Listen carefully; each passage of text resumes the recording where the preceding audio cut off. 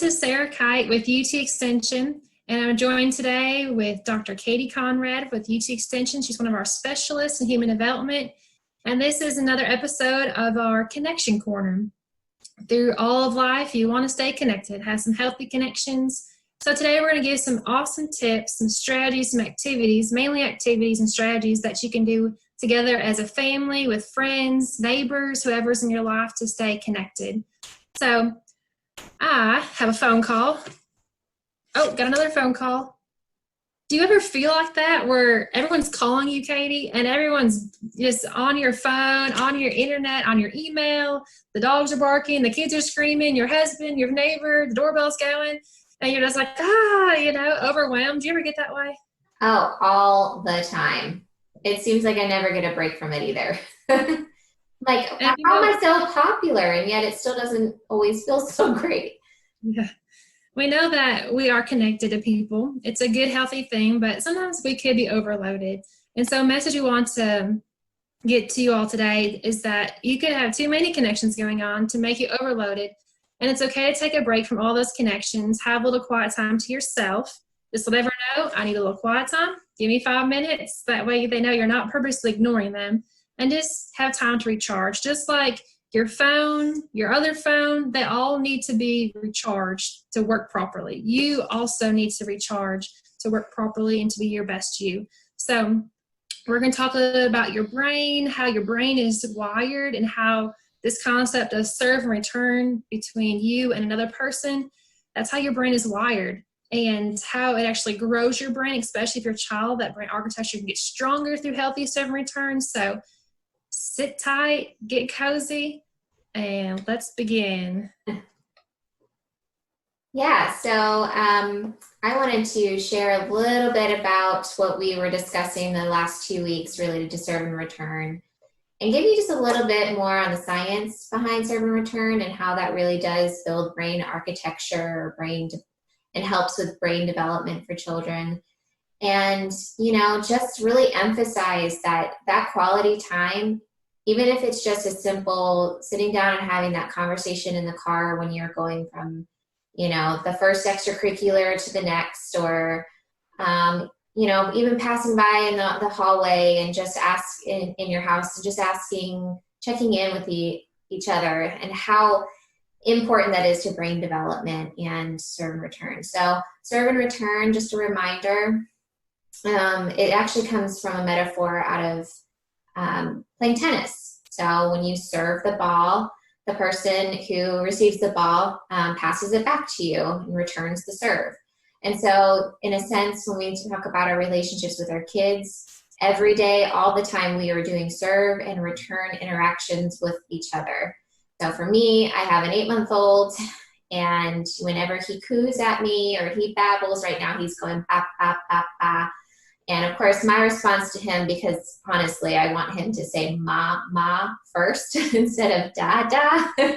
So I return his ba, ba serve by saying ma, ma, ma, ma. And so we play, we laugh together all the time. He has we call the hour before he goes to bed, we call it his happy hour, because he is just super giggly and tickly and just constantly smiling and laughing. And so I know, Sarah, you definitely have some serve and return interactions with your children. What are some things that you do? Because yours are much older than, not much, but yours are older than mine. So what are some serve and return interactions that you and your husband are having with your children?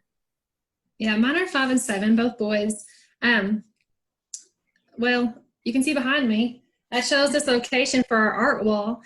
Kids want you to see what they've done. They want to show you every piece of what they've done.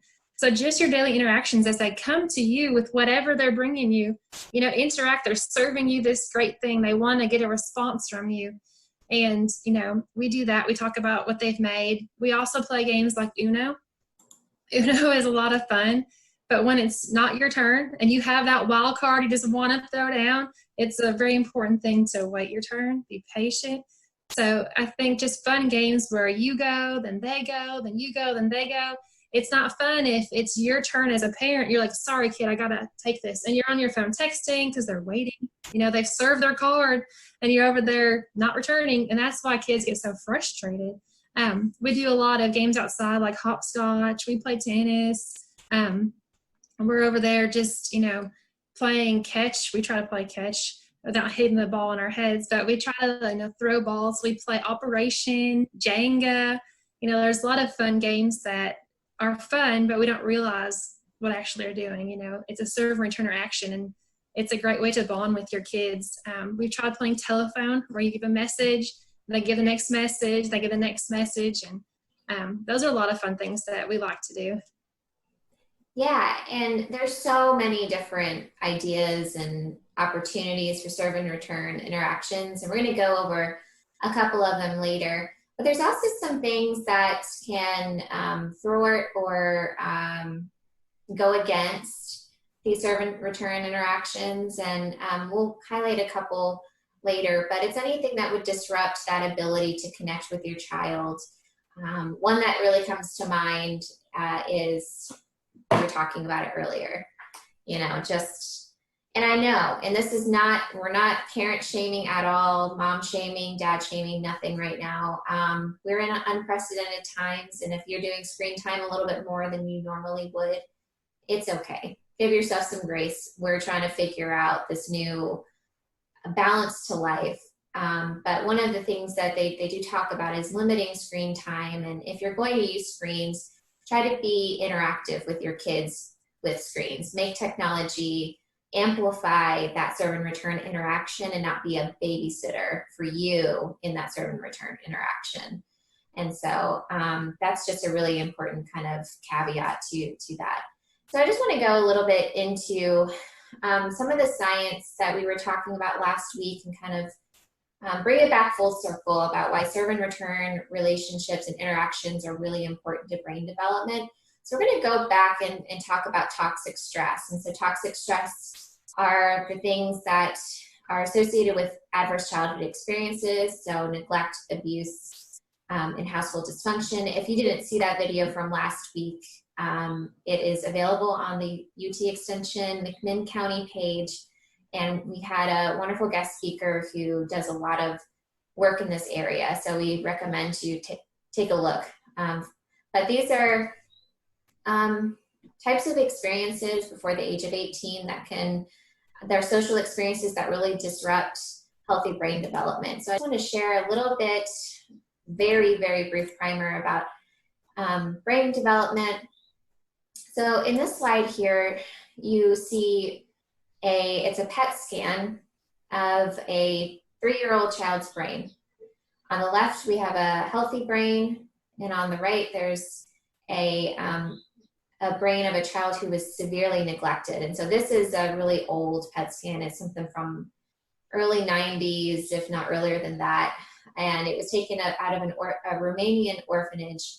And if you know anything about child development and kind of how orphanages were run in this area of the world and just in general, in the past, orphanages were overpopulated. There weren't enough adults to take care of the children in their orphanages. And so a lot of orphans were kind of left alone for the majority of the day. And it's kind of like those basic needs were met, not even basic. I mean, they might be fed once a day, every other day. These kids were severely neglected. And so what they did was look at the brain development of these children up to age 3 and compared it to this healthy brain. And as you notice, all of that black areas is part of the brain where there's no neural firing, there's no neurons, there's no any sort of brain connectivity that's building this area of the brain that would be responsible for things like learning, memory, paying attention, being able to think logically and organize tasks, these essential items, cognitive items that need to occur, really before kids go to school. And so the absence of that adult in a child's life to help to build these skills, we can see how much that really affects brain development. And so the different types of stress we talked about, but this one over on the far right, toxic stress, is really detrimental for kids because you're in that constant state of stress. And it never really, you never really get an opportunity to kind of go back down. And so when we have high rates of stress and cortisol, which is the stress hormone in our brain, that's what really makes you high wired for later life health problems, mental health, physical health, or even socioeconomic or social problems, being able to get a job, being able to work collaboratively with people, being able to have healthy relationships and with your family or with your peers or even a potential spouse, and so on. So there's 40 plus outcomes that could occur from being in a constant state of toxic stress. And so one thing to know is that this part of the brain that we're trying to build in kids, and especially before the age of 3, are what are called executive function skills. And I have a guide here later that I'm going to show you some activities that you can do as parents or educators working with kids to build executive functioning skills. And so the executive functioning is the area of the brain right behind your eyes, your forehead. It's called the prefrontal cortex. And these are things like inhibitory control. So like controlling your impulsives. I am really excited and I want to, scream out loud because I'm so excited, but I realize I'm in class right now and I can't do that. So, controlling that impulse to show that excitement, or even if you're angry, instead of pushing the kid down on the playground, you run and tell a teacher about what just happened, being able to control that. And those are things for teaching kids all the time, every day, all day. Working memory, holding and manipulating information in our heads over short periods of time. And then cognitive flexibility are things adjusting to changing demands, priorities, or perspectives. So, I think of multitasking. I'm a constant multitasker, which might be a good or bad thing because it takes me longer to get just a single task done. But I'm constantly, having to change what I'm doing in the moment based on whatever is the priority at the moment, especially when it comes to work. Another thing that we know about early brain development and parent-child interactions is that it really has an impact on cognitive development and language development and learning. And so this is just an interesting classic study. It was published in the early 90s, looking at how much mom speaks to their child.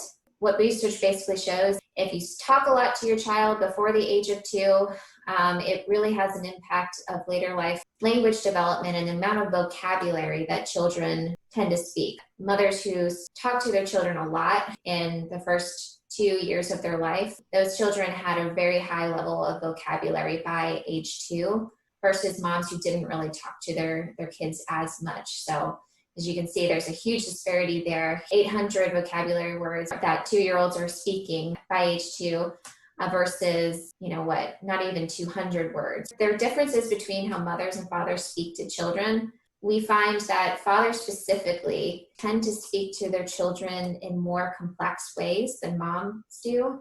And they tend to also ask more clarifying follow-up questions. So what kind of animal? So the WH questions, instead of just, closed, is that a dog? Yes or no? Asking these WH questions leads to more productive vocabulary and sophisticated language development. So, taking this home, bringing it all together, if you really spend time talking to and relating to your kids early in brain development, it has a huge impact on not just healthy brain development, but kids' ability to learn in the classroom and kind of be ahead, especially when they start kindergarten, and be ready for different kinds of social experiences and learning experiences. So I wanted to also share, since we were talking about executive functioning skills, this activity guide that builds these types of skills. And this is I share this with a lot of trainings that I do because I seriously think it's one of the best activity guides that I've really come across. And it shares a little bit about executive functioning, what that means, kind of everything I just went over, but also provides specific activities to help build executive functioning, that prefrontal cortex area that's really important for learning in school. Here are some activities based on each developmental stage. So for 6-month to 18-month-olds, you know, we've got things like playing peekaboo. I play peekaboo all the time, also because it elicits some of the loudest laughs that I have heard my son give me, and it's just really fun. They have imitation copying games and finger plays, and then if you go to higher age groups, 18 to 36 months, it has some suggestions for playing song games, like the Hokey Pokey, or I'm a Little Teapot. We all remember those from when we were kids, doing that in preschool or with our parents. Talking about feelings, we definitely, you know that we're a big proponent of that. We've talked about that a ton in our series on social emotional learning. And then also imaginary play. As kids get older, they're able, again, there's that cognitive flexibility, being able to, you know, move from task to task, but also imagine things that aren't actually there and play games in that way. Storytelling for older, almost school age kiddos, 3 to 5-year-olds. And then when we get up to school age kids, we've got card games and board games. And man, let me just emphasize the importance of play. Play for learning is one of the most essential things that you can provide for your kids, whether that be playing hide and seek, or that be playing a board game that's actually linked to some sort of education standard or math or science. Making learning fun is so important for kids, and it really gets them invested and excited about learning. So play with your kids. That's the perfect way to practice serve and return. And then towards the end of this activity guide, there's you know, we've got our middle childhood years and then teenage years. So there's some more. What I really like is just how developmentally appropriate a lot of these activities are for the particular age group. So it really fits. You build executive functioning skills throughout your lifetime, but especially before, you know, age 25, when that prefrontal cortex area is being well developed. So do you have any examples, Sarah, from stuff that you're doing either with your kids or in your work where you're practicing executive function? One thing that I like to do with the middle schoolers and high schoolers is the perspective cube, where you get different pictures. You know, it could be of a product logo, it could be of an animal, and everyone gives their perspective on that and why. And that's just one good way to see everyone's different because of their different experiences and environments. And I might love dogs, but the next person got bit as a child by a dog and just doesn't like dogs. And that's okay to have different perspectives, but we like to do that. And also, while you're talking, I was thinking, you know, who do we connect to the most? And we probably can name somebody, and then we'd say why. And we might say because they get me, because they understand me. Yeah. That's because they listen to you. You know, the number one complaint in relationships is not feeling understood. And that one person that should be understanding you might be the one you're serving to, and you're never getting a return. Well, I can't understand you and bond with you and connect if I don't ever receive your serve. Sometimes I'm too occupied with my stuff or other stuff, and that bond gets severed. And so these activities and games, it's a fun way to grow that bond, to grow that connection, to unplug from the world for a while and play a board game. You know, think about when you're little, it was so much fun to play board games, no matter who it was with. But you can probably name that person you played hopscotch with, or played freeze tag with, or played sorry with, you know, a card game your grandparents taught you. You know, those simple things mean so much in your relationships. And then your kids feel like you understand them, especially as they get older. If you haven't had a lot of bonding because you've been busy working 5 jobs and they've been busy doing sports, you know, it's never too late to get back to that. There's also an activity, it's a new one to me, and it's called Dealing with Digital Drama. And that was one from our activity sheet that we shared last Wednesday. And it's super helpful for the middle school or teenager whenever they start getting into the digital world, according to your family values. But there's a lot of stuff in the social world that, you know, your child could post that causes a lot of drama, or a friend of theirs posted that's causing more drama than they expected. And it's a way to talk about those, you know, maybe trying to remove your feelings aside, but just get to the conversation piece of it. And, you know, what could you have said differently to get your message across without hurting feelings or causing more drama? Or why did that cause drama? And a lot of times we have our own perspective, and everybody wants to have their own perspective being understood. And then you have all these differences of views and biases, and it just blows up, you know? So as a family at a young age, it's good to talk about those things with your kids, and they serve up their opinion, then you can understand their perspective. You serve up your perspective, and you have that serve and return interaction going on. It's a good teachable moment as well. So I really like that activity, the dealing with social drama, or dealing with digital drama. Yeah, digital drama. And on that point, that reminds me of the resource commonsensemedia.org. This is actually where that suggestion came from, was a resource from that cited Common Sense Media. But I shared my screen here just so parents, if you aren't aware of this resource, it's a perfect resource for helping you determine which type of media are not only safe for your kids, but maybe developmentally appropriate, good for their learning. Is it just something for fun, or is it something that's actually educational, and so on? And I really love this part. This reminds me of the conversation starters we talked about last week. But you can actually make it educational and do that serve and return with your kids while you're watching the movie. So while you're watching the movie, you can talk about, so Hamilton obviously is based on historical events. And so you can actually bring in some history into the movie and talk to your kids about that, and really open up a conversation about what you know about history, what they're learning about history at school, and share your knowledge together. So that's all the movies that are on here have something similar, and I just think that's a really great one.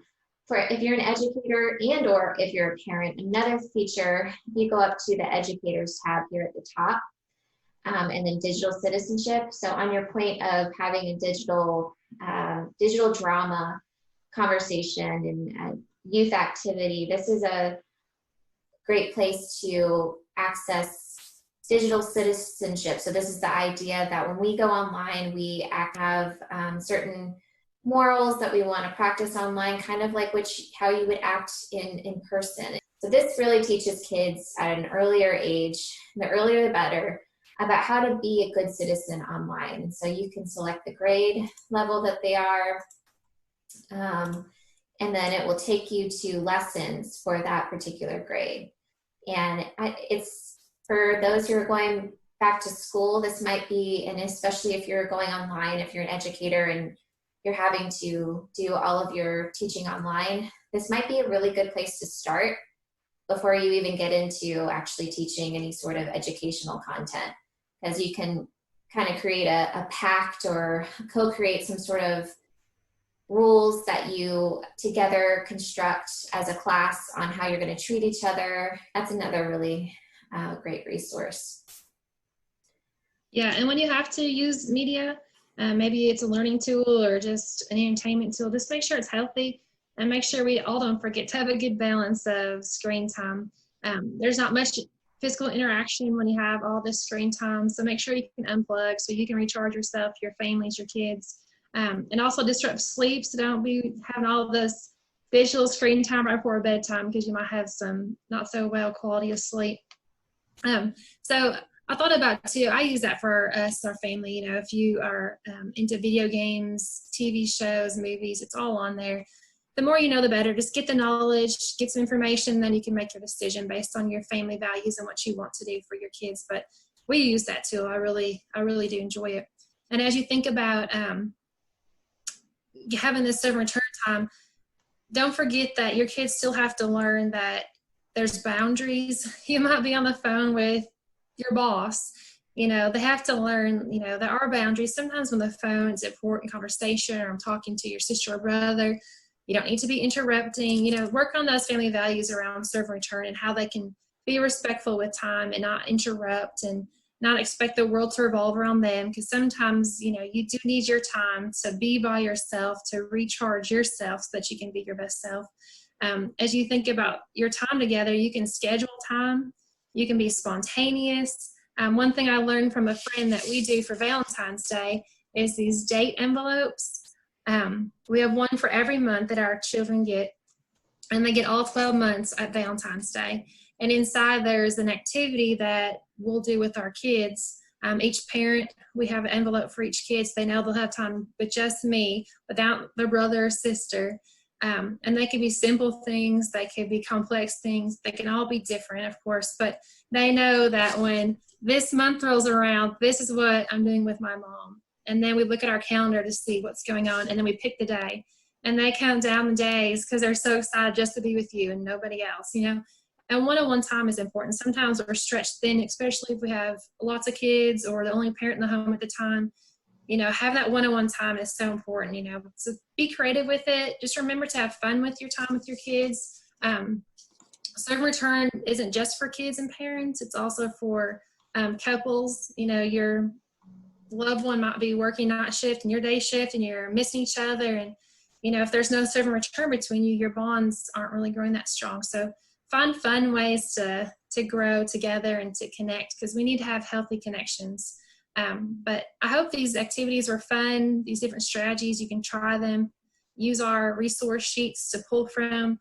Sometimes we have, if today's your good behavior day, like you've been making great choices all day long, then you make the rules the rest of the day.